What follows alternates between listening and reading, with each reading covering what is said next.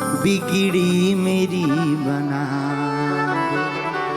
ए वाली मैया। माता रानी बिगड़ी बनाने वाली, खाकर ठोकर जमाने की, मैं फिर लौट आए मैं खाने में।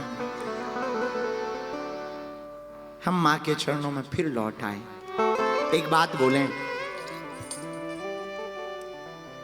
हम अपने जीवन की एक आपको सत्य घटना सुनाते हैं, फिर भगवती के दूसरे जन्म की चर्चा कल करेंगे। जहां हम रहते हैं बागेश्वर धाम पर, आज से लगभग 4-5-6 साल हो गए।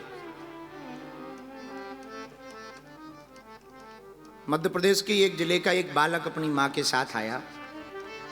नवरात्रि का वहां पर हम सब ने मिलकर के माता जी का रूप स्वरूप रखने, विग्रह रखने की परंपरा है जो, उसको शुरू किया।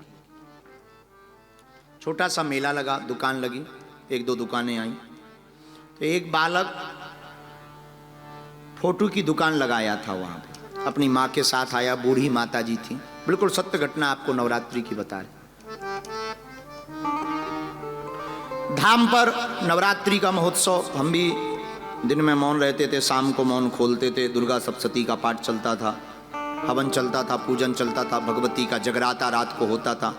आसपास गांव के लोग कीर्तन करने आते थे, कभी कोई लोक संगीत हो रहा, आनंद था।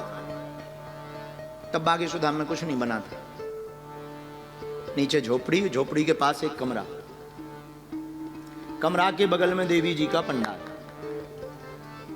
15 बाई 15 का टेंट, उसमें देवी जी रखी। तो फोटो बेचने की दुकान लगाने वाला आया, बगल में बड़ी लाइन निकली, इलेक्ट्रिक पोल, 11,000 वोल्टेज की लाइन। 6वें या 7वें दिन हमें याद है, आज भी वो घटना आज हमें सुबह बार बार याद आ रही थी। 6वें या 7वें दिन उस बालक ने अपनी दुकान के तार को लगाने के लिए कुछ किया, बड़ी लाइन में उसका बांस टच हो गया और उसमें तार लगा हुआ था। उसका एक तार नीचे लटक रहा था। आंखों देखी बात है, हम बिल्कुल सामने ही बैठे थे, हम उसको कहते जा रहे बड़ी संभल के करना। अब वो कैसे कला चूक गया पता नहीं चला। बड़ी लाइन जो 11,000 वोल्टेज की लाइन थी, उसमें नंगा हाथ, और जैसे ही बांस छिपा तो वायर जो ऊपर लगा सोई फड़फड़ा गया, एकदम हाथ में आग लग गई। हाहाकार मच गया, आसपास के लोग हाहाकार मच गए, और आग लगते ही धड़ाम से वो जमीन पे गिर गया। हमारे बगल में एक डॉक्टर साहब बैठे थे, उन्होंने कहा, पंडित जी हमें लगता है ये मर गया। उसकी माता जी बूढ़ी 60-65 साल की रोने लगी, दुकान पे बैठी थी वो। उनके सामने का हादसा, हमारे सामने का हादसा, 10-20 लोग थे, त्राहिमाम मच गई। अब कौन नजदीक जाए, करंट फैला है। जैसे तैसे करके बांसों से, बल्लियों से उसको रोड पर किया, बेहोश अचेत पड़ा। और सबने कहा कि जो है इसका तो बचना मुश्किल है, चला गया। हम सामने बैठे थे, दुर्गा सप्तशती का अनुष्ठान चल रहा था। उसी वक्त हमारी आंखों में आंसू आ गया कि लगता है हमारा अनुष्ठान विफल हो गया, और हमारे आंखों के सामने ये घटना हो जाएगी। लोग भी बड़ी मजाक उड़ाएंगे और माता रानी के ऊपर भी दाग लगेगा। तो मन ही मन में, खिन्न मन से हृदय रो रहा था, आंखें हमारी डबडबाई थी। कुछ आओ देखा ना ताओ, और हमने वहीं पर खड़े खड़े जल लिया। तो कहा, हे भगवती, आज तक तो हमने तुम्हारी ऐसी कोई सेवा पूजा कर नहीं पाए, पूत नहीं, हम तो कपूत हैं, लेकिन आप तो माता हो, जगत जननी हो। आज हमारा यही प्रण है, बिल्कुल हम अपने साक्षात अनुभव को आपको बता रहे हैं कि हे मां, अगर हमने दुर्गा सप्तशती का एक भी अक्षर ठीक बोला हो या सेवा की हो, इस बालक को कुछ नहीं होना चाहिए।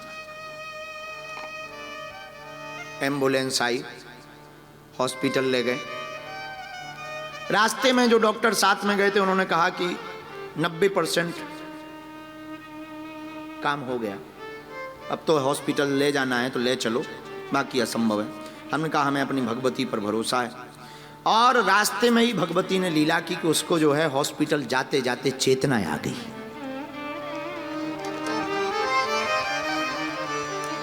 पंद्रह दिन हॉस्पिटल में जरूर रहा, लेकिन भगवती की कृपा से वो आज भी जीवित है, जिंदा है।